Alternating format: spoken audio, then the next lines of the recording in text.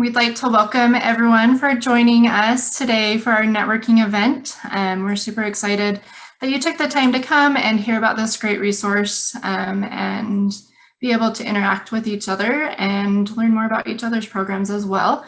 My name is Jody West. I am the community liaison for Help Me Grow Utah.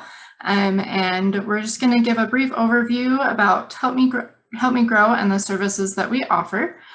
So at Help Me Grow, we are a universal information and resource network. We're here to connect families and providers to community resources and child development information.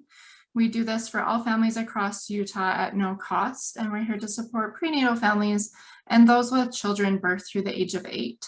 All of our services are available in English and Spanish, and we're able to support through other languages with the help of a translation line as well. The 4 main components to the services that we provide. First one is our care coordination. Each family that comes to us is paired with a parent support specialist at Help Me Grow Utah, and they support them virtually, but with help through phone calls, text, emails, and mail. One of the main things that we try to do is help families become aware of community resources that are available to them. So based on the family's need and their location, we're able to talk to them about resources that are available in their community with the help of our resource database across the state of Utah. We also offer a lot of informational resources to parents that have questions and looking for ideas of things that they can do in the home with their children, as well as them as parents and things that they can do. And this could include information like pregnancy, age-appropriate activities, just general parenting tips, and then a lot of information from anywhere from anxiety, discipline, sleeping, eating, and much more. So really, we're just here to give an overall view of the child and help in whatever area it is that the child may need support and where the parent needs support. To help us to know what some of the child's needs may be, we do offer different screenings in the home for the children and mom to make sure that they are getting the support they need. And I'm just going to go through each one of those. The first one is the Edinburgh Postnatal Depression Scale. This one is a screening that we offer for mothers prenatally and after they have their baby to make sure that they're doing okay and make sure that they have the supports that they need and help them get connected to resources when needed. The second two that we offer are the Ages and Stages questionnaire. The first one is just a general developmental screening that is kind of a play-based screening to sit down and see what activities children are able to complete based on their age and help us to know if there's any developmental delays we need to be aware of. The second one looks more at their social emotional development and making sure they're doing well in that area as well. And then the final screening that we offer is the modified checklist for autism in toddlers. This is also known as the MCHAT. This is 20 questions that go out for parents at 18 and 24 months to help us know if there's a concern for autism. So each of these screenings and helping families get connected to resources are just a great way to support families and help them know things that they can do themselves in their home as well as things available in their community. And as we waited to start this meeting, we shared a few parent quotes from our parent survey that we just sent out last month. And I'm going to share just a few more with you at this time. So this parent said, when we asked them what it is that they love about Help Me Grow Utah, she said, "So many things. I love the support we have received as new parents. I feel like there are people in my community caring about helping me raise my child in the best way I can. I feel supported and not judged. I love having an advocate. I love all the changes made during the pandemic to help us feel the continued support. I love the questions, presentations, and uplifting social media posts. This is such a well-run program, and I'm so grateful I was told about it when I was about to have my baby." Another parent said, it's a resource of resources. There's a plethora of good things to help my family at all stages. There's parental support and developmental support, ideas to play and parent, and so much more.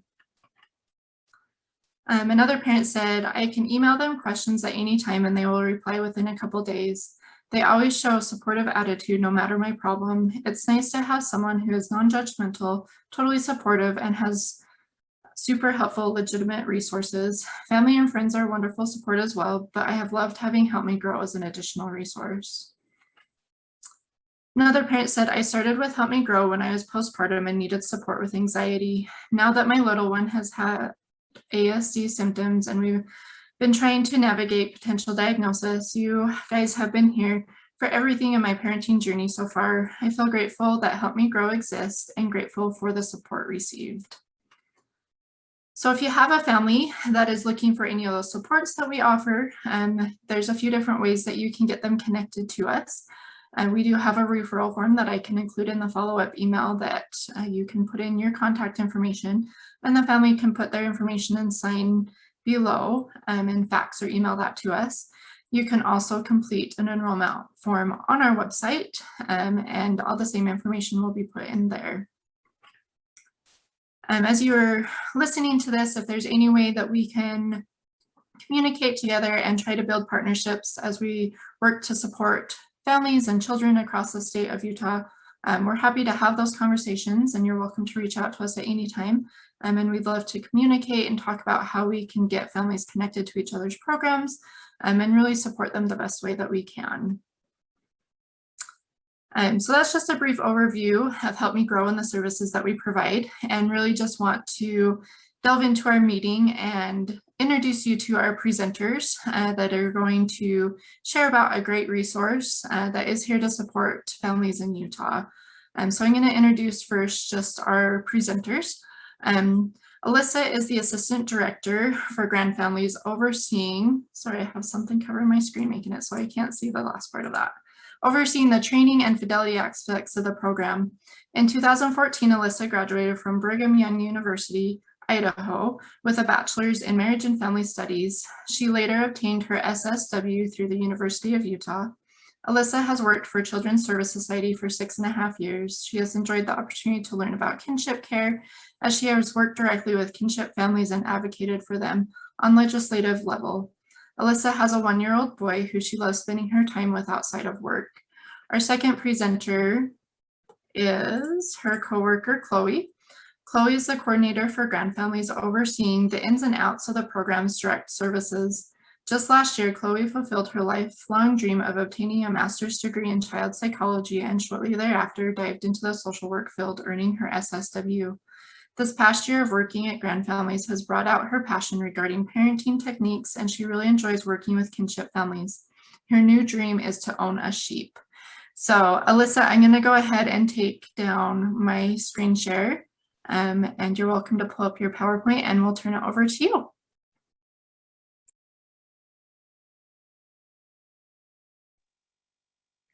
Thanks for the introduction, Jody. Appreciate it.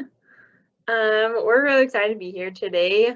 We really love all things community resources, so that's kind of the name of our game. So we're excited to kind of share some connections. I see some familiar faces and some unfamiliar faces, so this will be good. So we're representing the GRANDFamilies program of the Children's Service Society of Utah. And our main goal is to support kinship caregivers and children by providing inclusive support services in collaboration with trusted community partners to build safe, stable, and resilient kinship families. So if we want to go to the next slide, we'll kind of talk about more of what that means. That's like a lot of jargon, I think, for people who maybe are not familiar with what we do. So kind of the history of Children's Service Society is that we were originally a day nursery in 1884. And in 2002, then we kind of made our own little program within Children's Service Society, which is the GRANDFamilies program. And over the last 2 decades, we have expanded a lot and made offices in various counties and kind of gotten more into the kinship community in Utah. So we have a little interactive poll if we want to pull that up. And we can do the first question as a little icebreaker.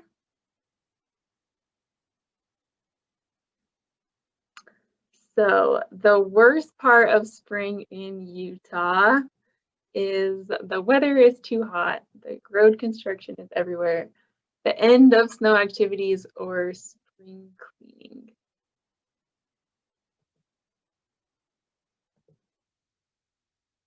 And if you want to share those results, I would love to see what everyone thinks. Give just like 10 more seconds to get everyone. Okay. Road construction, oh my goodness, I kind of thought that would be the result. That makes me so happy. As a native Utahan, that is definitely everywhere, every season. So I love that. All right, and then if you could go ahead and do the next one too, Miss Kaylee.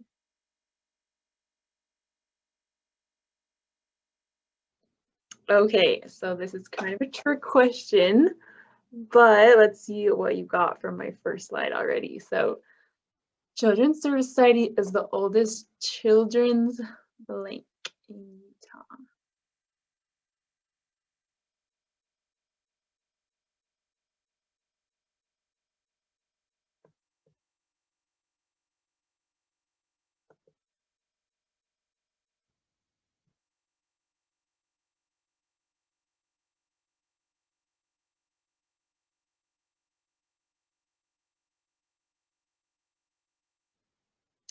Yay, good job, everyone. We are the oldest, not nonprofit, but children's nonprofit. We were the first one. We claim it as caring about children. No, I'm just kidding. But we do find a lot of pride in having been in this industry for a long time and kind of the evolution of it. So if you want to go to the next slide, Alyssa.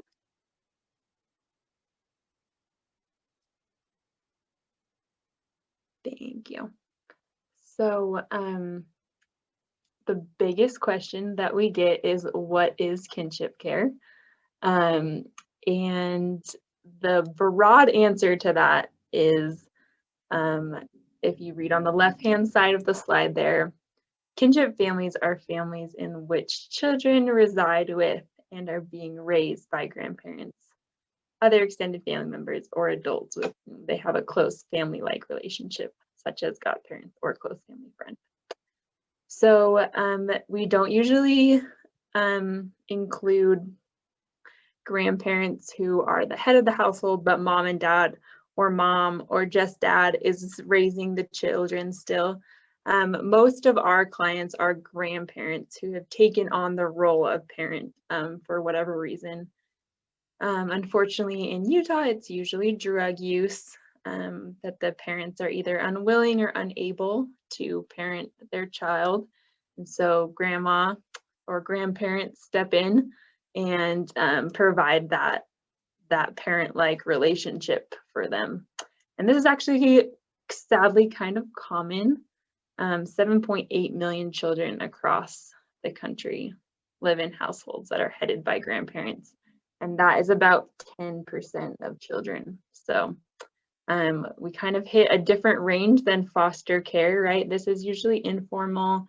A lot of times there's not legal aspects that are in place, right? They're not officially the caregivers. They just have taken on that role informally. But we do see a lot of benefits to kinship care, which are they get to remain in their own family, right? A lot of foster care is through strangers, through people that aren't unknown to them. So a lot of the benefits of kinship care are staying within that family unit, still having relationships with their siblings, aunts and uncles, that cultural identity that comes with knowing who your family is, behavioral health, mental health. We usually see that it's a lot more permanent of an option than foster care, and safety and connection with their parents are all the things that we love about our grand families.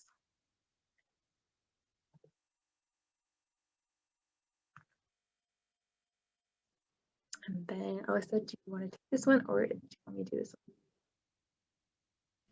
one? I am happy to take this one. So what does it look like in Utah as far as the numbers.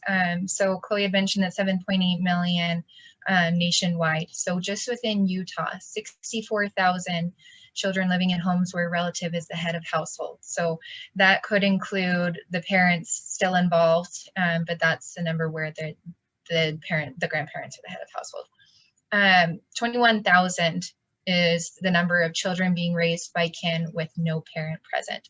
And that's the primary population that we serve. We serve those children that are living with a relative caregiver or a close family friend that don't have a parent present and providing that care for them. Compare that to 758 children in foster care being raised by kin. So there's a lot more children being raised outside of the foster system than that are living within. We serve both populations. So if children are living with a relative, but through formal foster care, we will still support them through our support services, which we'll talk about in just a little bit. Kaylee, do you want to pull up number 3? Pull number 3. Thank you.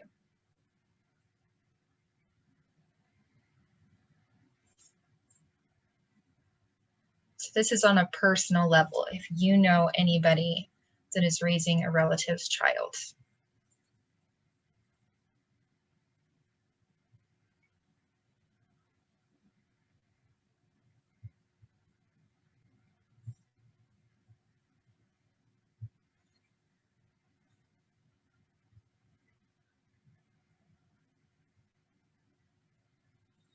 And then Kaylee, I'll have you pull up the results to that one as well so we can see who in this group knows someone.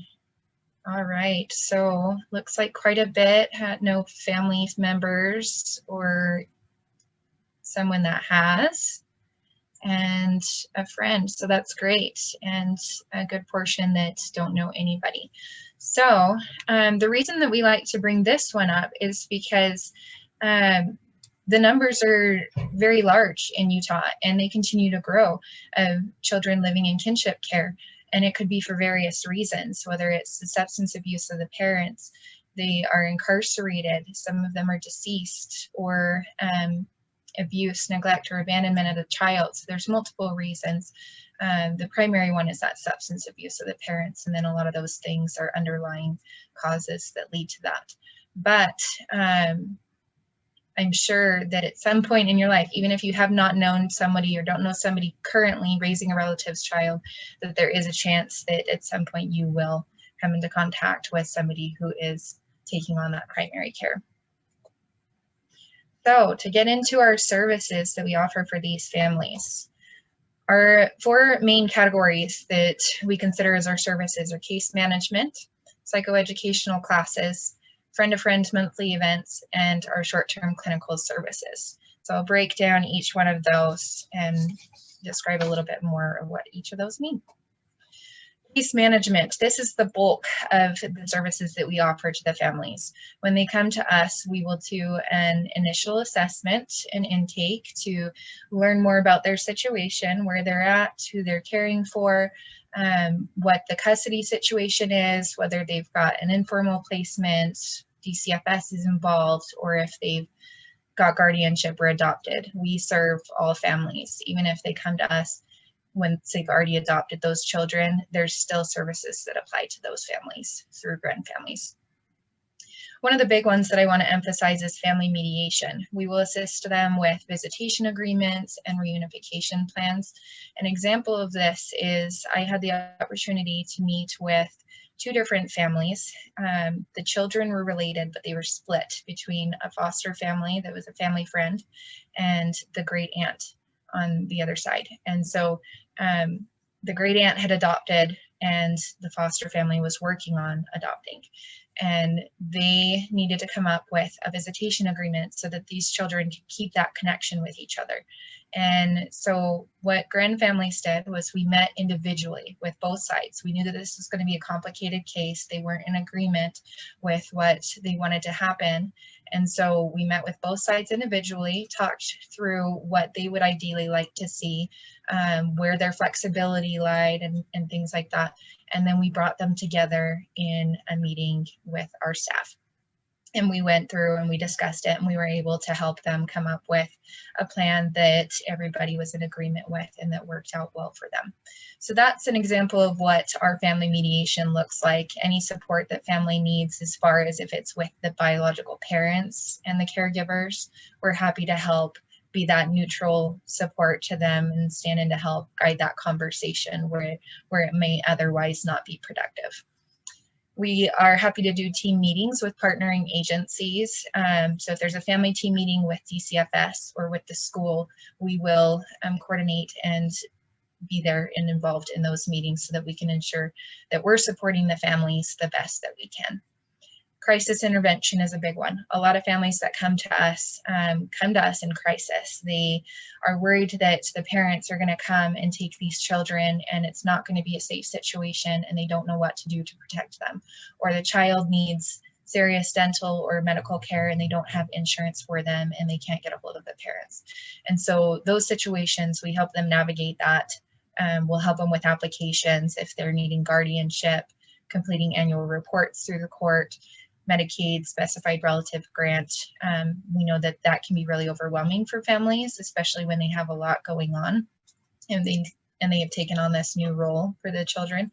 And so we help ease that burden by walking them through that application and ensuring that they get it turned into the right place and have everything that they need. A testimonial we received recently from one of our GRANDFamilies clients during COVID. CSS GRANDFamilies has been a lifesaver. Even if it is just to talk or vent, I never thought I would have to use or be a part of an amazing program. I and we have fallen on hard times. We are very fortunate, grateful, and blessed, but losing 90% of my business has been so hard. Thanks to all the amazing ladies that have helped us out. We like to pay it forward, and we will continue to do our part to help others out. Thank you. Our psychoeducational classes. So this is the next big part of our program. We offer a 10-week course. We have a caregiver support group for anybody who is raising a relative's child, adolescents, which is ages 12 to 18, and then the children's group, which is ages 4 to 11. And each group meets for an hour to an hour and a half a week, and it runs for the 10-week session. We have a topic each week that we go over in each group, and they generally align really well together so that the caregivers and the children can go home and they can discuss what they learned in the groups. The adult group provides an opportunity for caregivers to meet other caregivers and to receive that support, to communicate what's going well in their family, what's not going well, toss back and forth ideas of what can be helpful. And we provide information on topics like loss, grief, and attachment issues that the children have experienced prior to coming into kinship care. And we talk about substance abuse and how to prevent that in the children, as that's often a big concern with the parents and they are at higher risk for that. And we talk about what their legal rights are as caregivers and help them kind of come to terms with what might be the best decision for their own situation. So the adult groups, I can't speak highly enough about them. I absolutely love them. I think they're a great support for the caregivers in allowing them to be able to talk through with others who completely understand where they're coming from. Same thing with the adolescent and the children's groups. It allows them to connect with children and recognize that they're not unique in their situation of living in kinship care, that there are other children that are experiencing that same thing. They get to play and interact and do activities that help them identify and express their emotions in a healthy way. And they learn about substance abuse as well. Oftentimes we're meeting with them and we find out that they know a whole lot more than you'd ever expect a 4-year-old or a 5-year-old to know. And so we build upon that knowledge and we help them identify ways that they can say no to their peers if they're in a situation where they are offered those substances. So these groups, again, it's a 10-week course. They're free to all of the families when we're in person.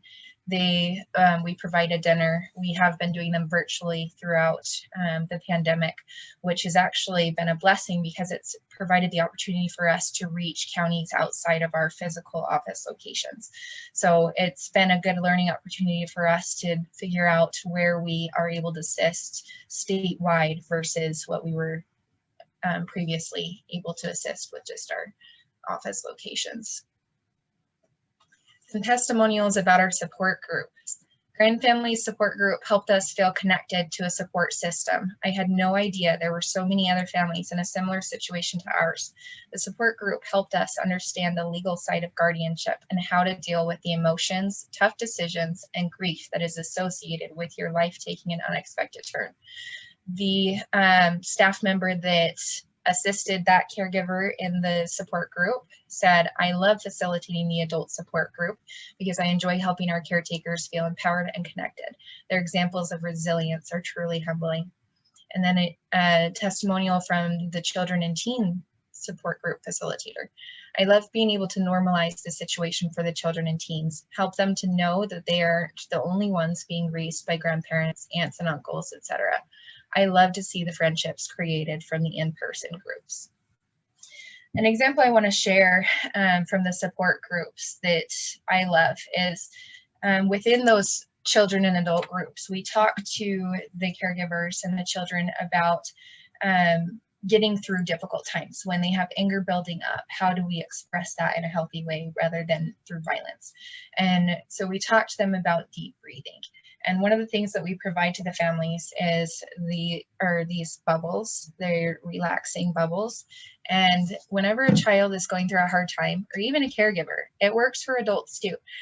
We have them take 3 deep breaths and practice blowing out the bubbles. So they'll take 1 deep breath and they'll blow the bubbles out, and they'll do it again. And so 3 deep breaths really helps them center themselves and be able to think through, how am I going to react to the situation versus hitting or screaming or things like that. And one of my first groups that I ever taught within GRANDFamilies, we had a family that came through. It was an aunt and uncle and their niece and nephew. And the kids were having a hard time, and they knew about the bubbles because we had taught it in the group.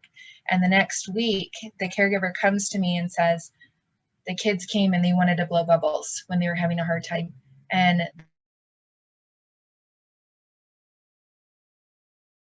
exactly what we want to hear from these groups is that the things that they're learning in there, they're able to take and apply those in their life and have that healthy coping. So just one of the benefits that we've seen from those support groups.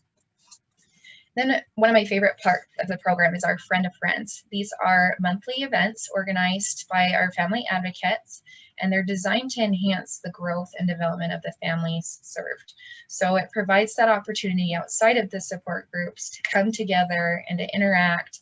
We have guest presentations based off of the needs that we find from caregivers. So we've had a volunteer come and present on self-love during February for the caregivers and how to help them take care of themselves when they're so overwhelmed with taking care of these children. We have big parties for the families that they love. Fairy La La Land is a great partner with us that has come and interacted with the children, and they love that. One of my favorite events that we've done and that we received a lot of good feedback from was Mix 105.1 came and donated their time to bring out their DJ and perform for the kids and do giveaways and interact, and we had a barbecue for them, and the kids had so much fun, and even the caregivers just loved having that music in the background and having that environment they were able to interact with the other caregivers while the children were dancing and singing and playing with the other kids. So it was a great outlet for everybody to be able to connect with other kinship families. A testimonial on the Friend of Friends. I love what GRANDFamilies does for my grandson and us as custodial parents. The workshops have been life-saving, meaningful, and help provide problem-solving techniques that are so important. My grandson has a better look on life and more of a direction to go forward.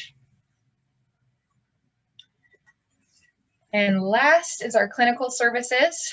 So we do have an LCS LCSW and CSWs on staff to assist families through clinical services. It's a short-term therapy for GRANDFamilies clients, caregivers, and children, and they go based off of the needs. So if the family has insurance, they are able to refer out. Any of our advocates can refer out to local agencies that provide more ongoing clinical services. If the family does not currently have insurance, our staff are available to help them access Medicaid, which is a benefit available to all kinship caregivers. And yeah, so that's another great service that we offer for the families. We've had staff in currently we have staff in Weber and Salt Lake that offer those services, that we assist in accessing those resources for anybody that's outside of those counties as well. Kaylee, can I have you pull up poll number 4? All right, so we would like to know if your agency that you're here representing could provide a resource to the GRANDFamilies that we serve. So knowing that it's relative caregivers and we serve children as well and adolescents, does your agency have a resource that you could provide?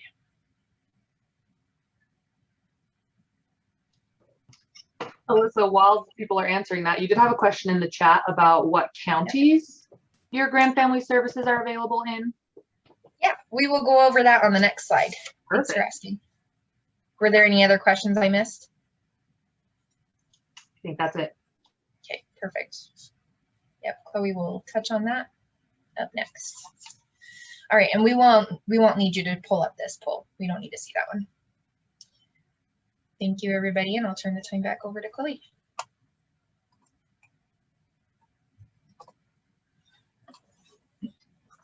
Awesome.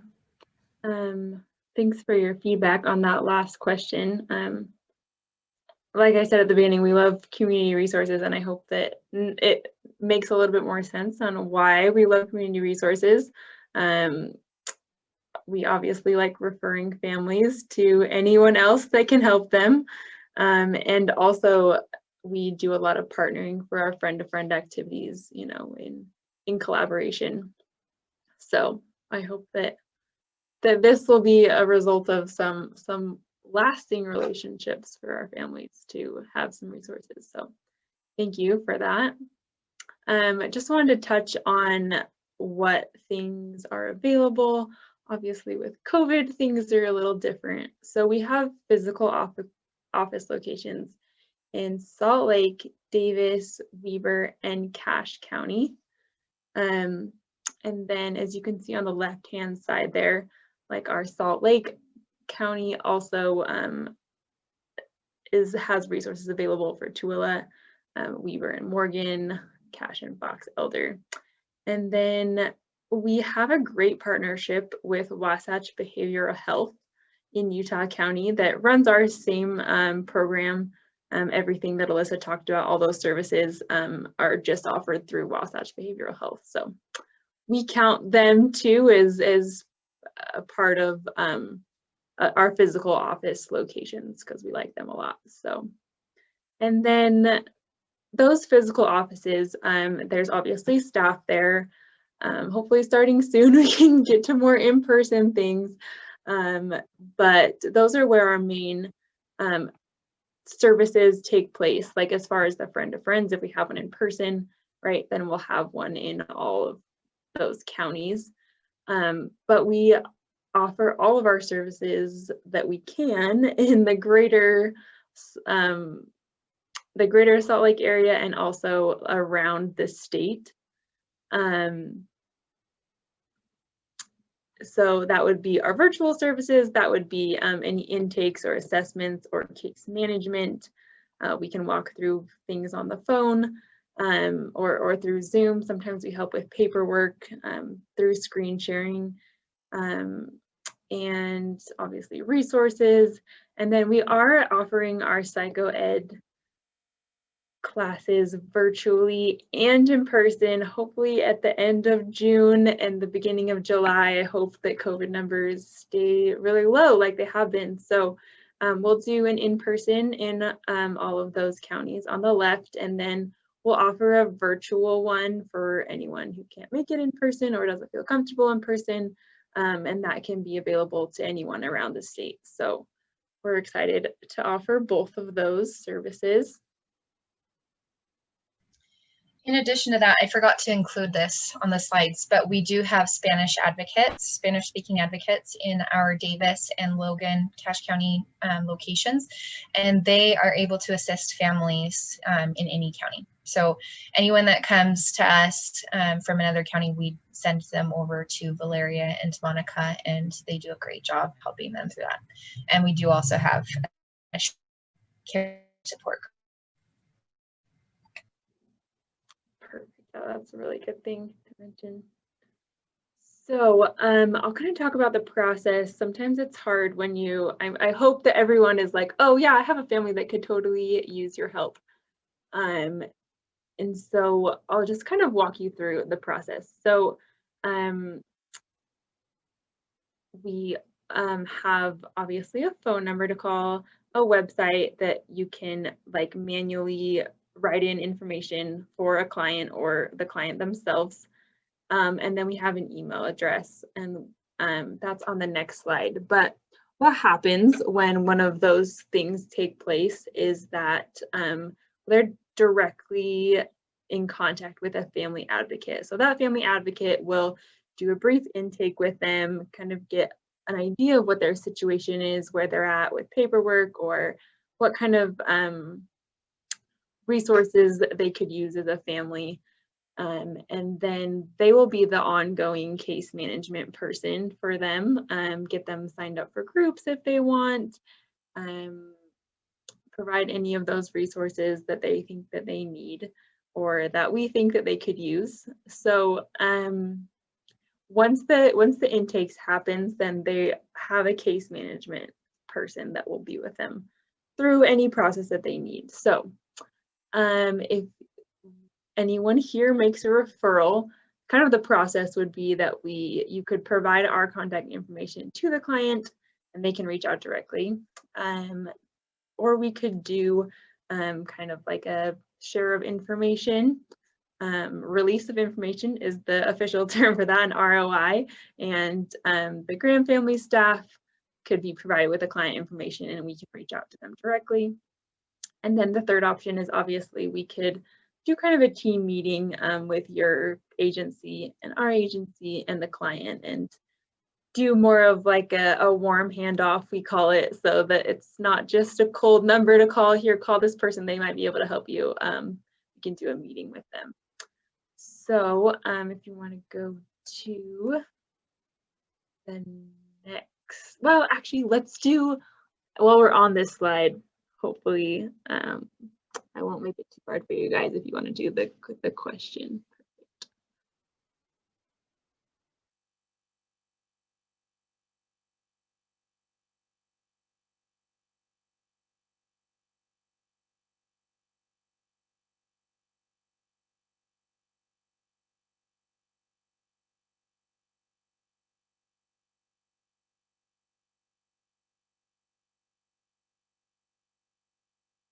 Good job. Oh my gosh, 100%. I'm so proud of us.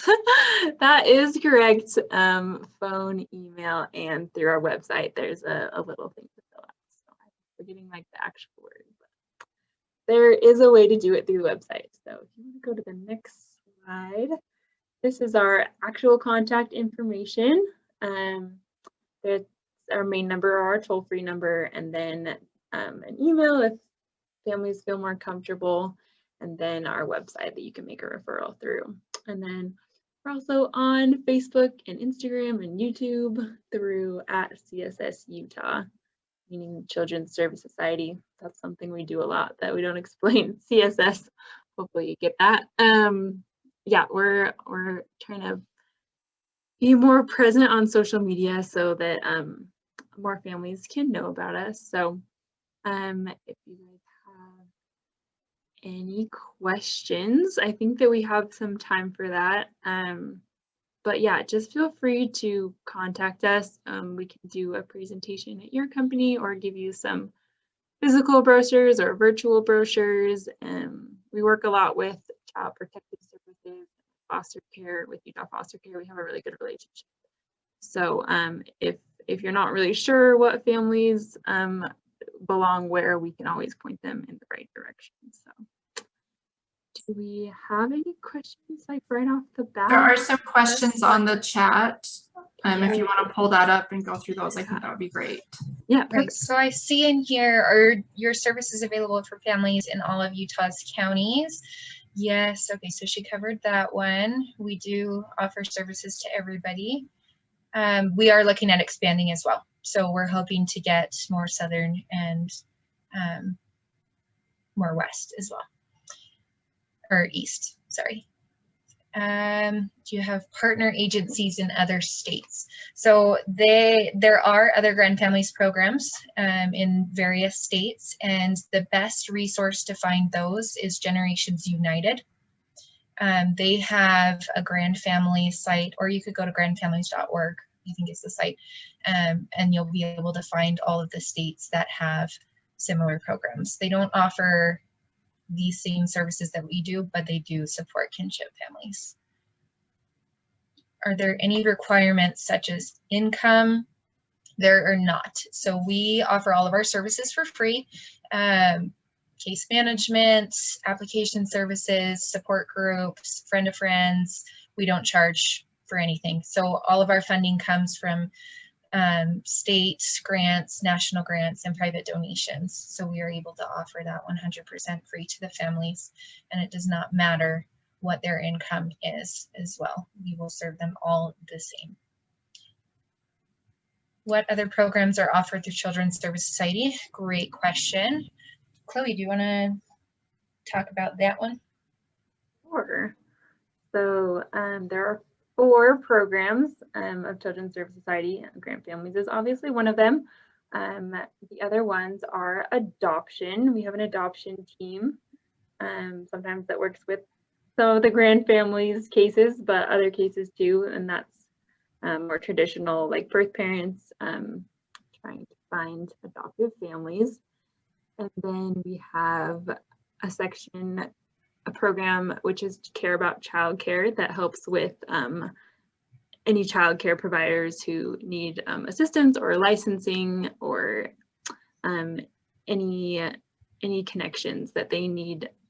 We do fingerprinting with them, all that kind of stuff. So any childcare providers, we're just kind of a hub for that. And then our last one is, oh my gosh, I'm like totally blanking, and the more that I can't think about it, the more I'm stressing. Alyssa, what is the last one? Did you mention home visitation or care about childcare?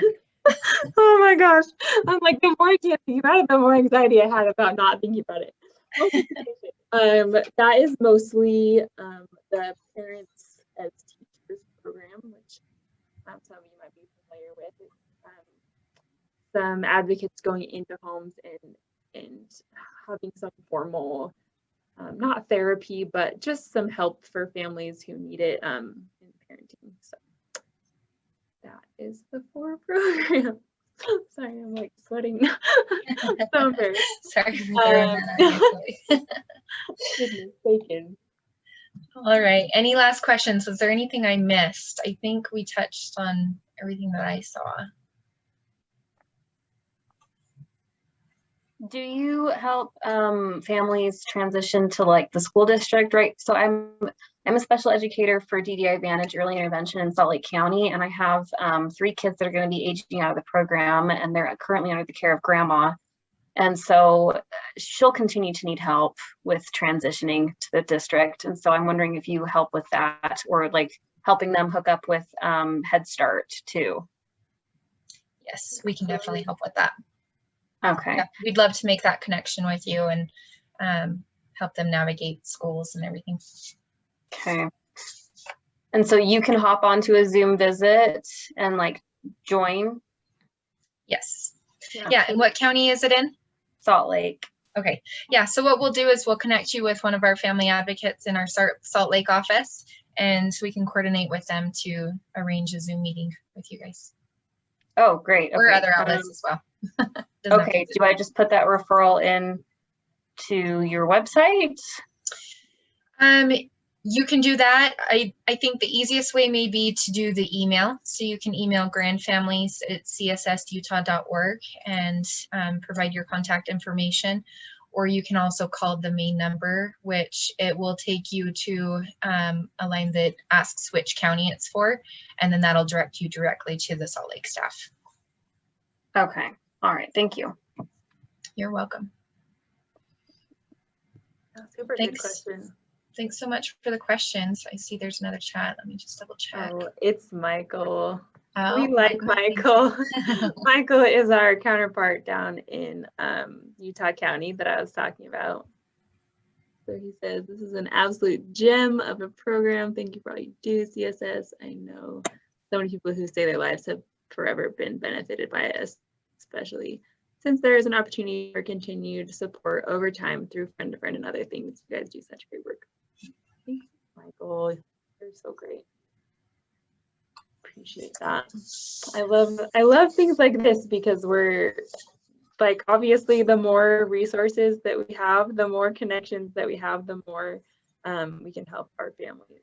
So I think if we're ready to go, we're going to transition to our activities. And what we're going to do is break into breakout rooms, and we're each going to take a somewhat pretend case. These are a kind of a conglomeration of really common cases that we get. And so we'll each take a case and try to figure out as many resources as we can for that particular family. And then we're going to come back together and talk about how many awesome resources we have in the community. So.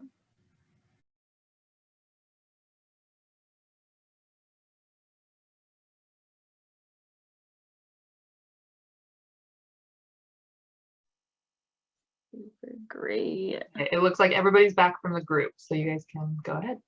I think so too. All right. I will lead us off. So our official case, I'll just read it to you. It says, a man and his partner call wanting to adopt their cousin's child after the baby is born. The mother of the child wants them to take the child, at least temporarily. She thinks she would eventually like to raise her child after she gets a job. So there's a lot of things going on here, right? I think that everyone's like social worker, like child intervention, like antennas like poke up because there's a lot to unpack here in this one.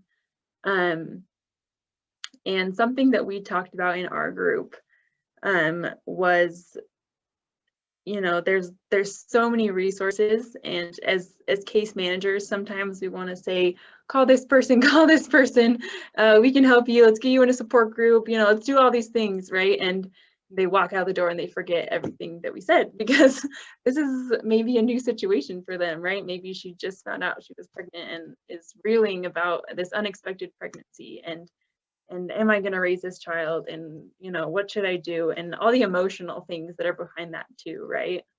And so we recommended maybe just an official like case management mediation, right? To start off the bat, like let's establish some expectations, right? Like how long do you think that you want your cousin to raise this child? You know, is it just as soon as you get a job, you're going to want the kid back, right? Because there can like be a lot of messy things if we don't establish expectations. So that was our first recommendation.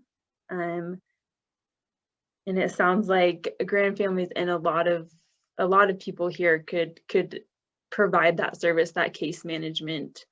Let's give you one contact person to call when you have questions, when you're stumped, so that you're not all over the place and not knowing where to turn.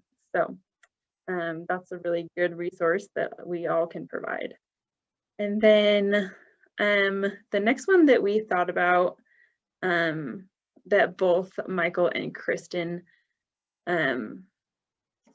mentioned was maybe getting some legal involvement, right? If there's going to be mess down the road, if cousin is thinking about adopting this child, and mom is like, no, that's not what I meant, you know. There might be some legal things, and we don't want to hit that later. We want to hit that earlier and establish those expectations.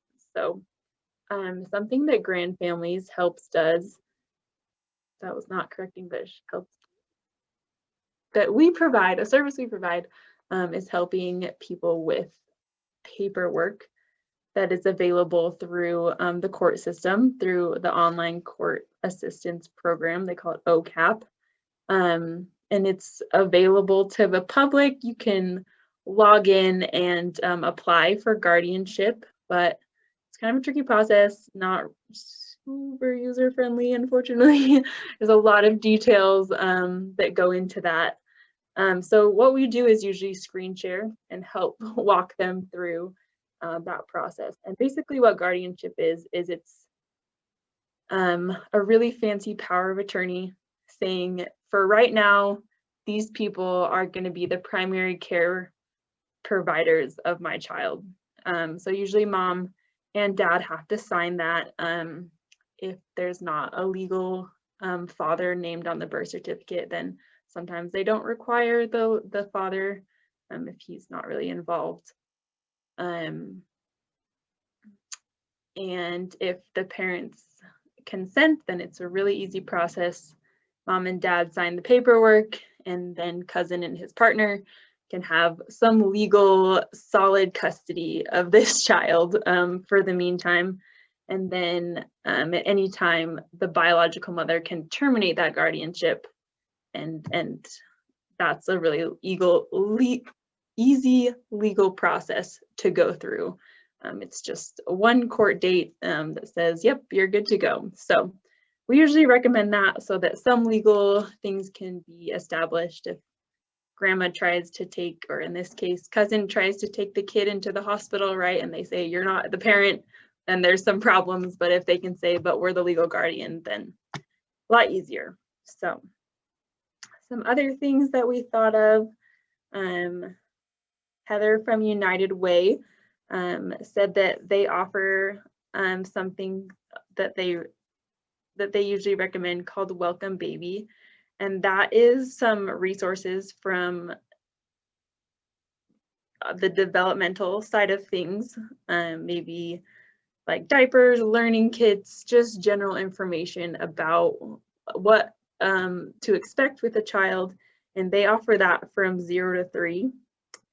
And Pamela from Early Intervention, she says that there's another program called the Roots for Kids that does kind of the same thing, but it actually starts at pregnancy. So before the child's even born, mom could get some resources and expecting that child. And then there is obviously some support groups we could get both of these adults in. We could get some employment services through DWS, Department of Workforce Services, and DCFS actually has a connection with something called peer parenting that might help streamline that process and getting mom a job. And then Early Head Start, super great program, would get that kid in maybe some socialization, maybe some childcare, some relief for the caregivers, and some resources for them as well developmentally, that they can start knowing what to do with this little kiddo. So that is what we came up with, and all the resources that we could think of. So I think next is Alyssa with our next case. Thanks, Chloe. So I have a long list of resources that we found and discussed for our case. So I'll read that to you. It is, an aunt has been raising her niece for several years, as well as her own small children. The niece is now in high school, and she feels like she doesn't know how to raise a teenager.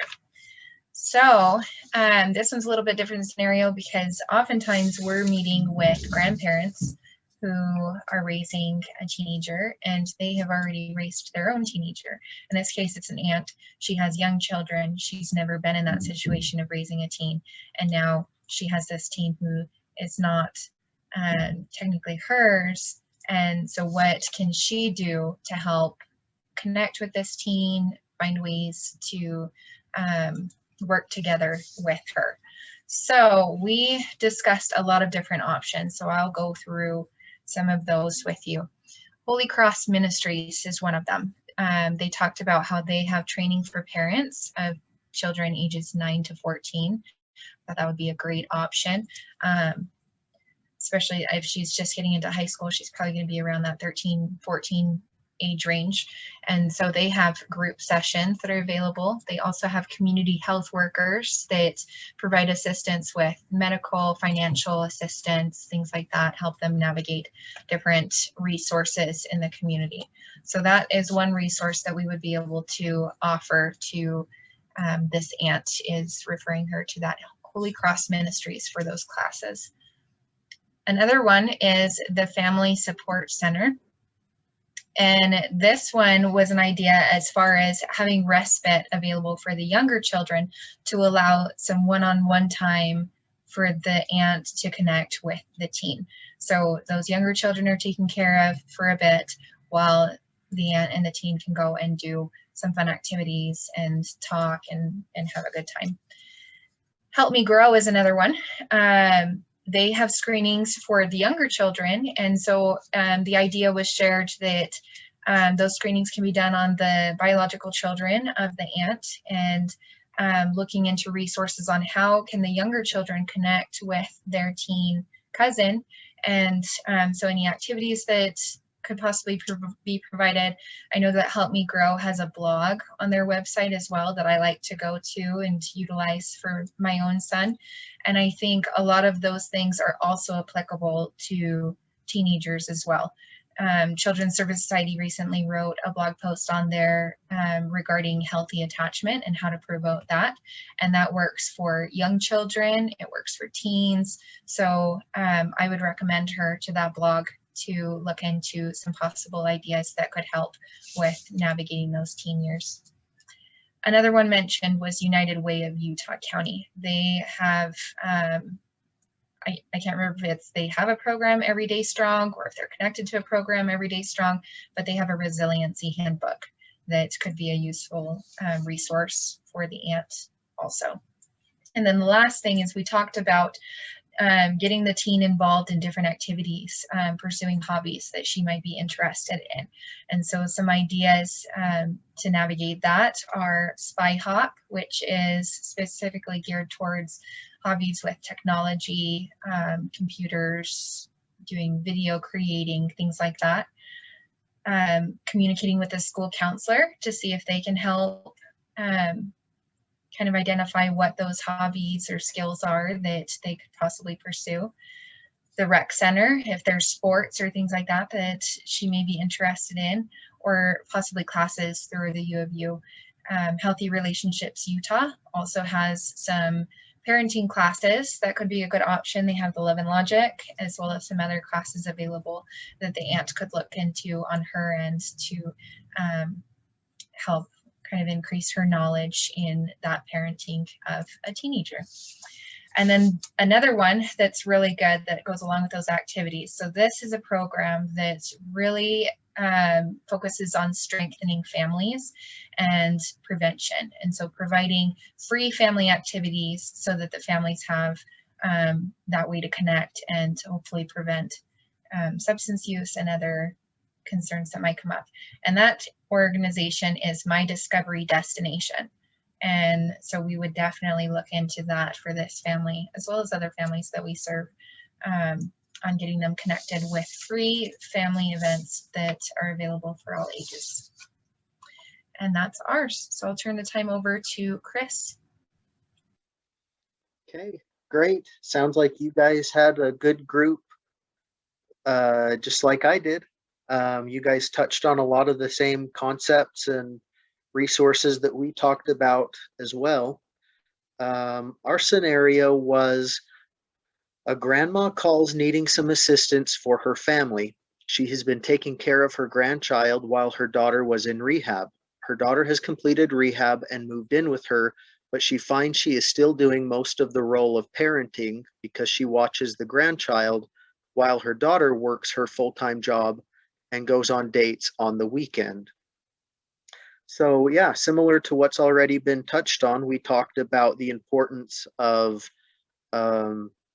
those caregiver resources in the form of respite care. We talked about how the ages of the children involved will kind of help influence your thinking of which resources they would benefit from.